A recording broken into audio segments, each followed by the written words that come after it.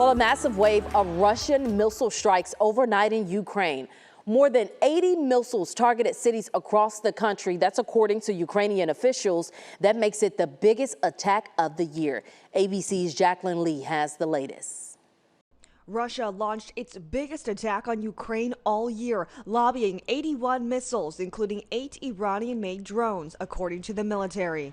Ukrainian officials say Russia fired 6 Kinzhal hypersonic missiles on the besieged country, the biggest number in a single strike since the start of the war. Russia targeting Ukraine's energy infrastructure. It's just a matter of knocking out the power, knocking off the heat, and trying to brutalize the Ukrainian people. The wave of attacks lasting 7 hours, hitting 11 Ukrainian cities, prompting widespread power cuts. 9 people killed and more than a dozen injured. President Volodymyr Zelensky acknowledging it was a difficult night, but saying on Telegram this morning, "We must ensure the protection of the energy infrastructure from enemy fire and ensure the rapid restoration of power supply in the affected areas. Despite thousands of Russian attacks, we will all together ensure the invincibility of Ukraine. We are working. We will win." The battle still raging in Bakhmut. Our James Longman on the ground with the Ukrainian head surgeon operating on Russian sympathizers. This is the fascinating nuance of this war.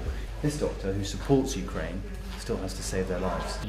As a doctor, I have a duty, he says, but as a human, I'm completely against it. Kirby said there is no indication that Russia was behind the attack on the Nord Stream pipeline, and when asked if a pro-Ukrainian group was behind the sabotage, he repeated there is no conclusion with 3 ongoing investigations. Jacqueline Lee, ABC News, New York.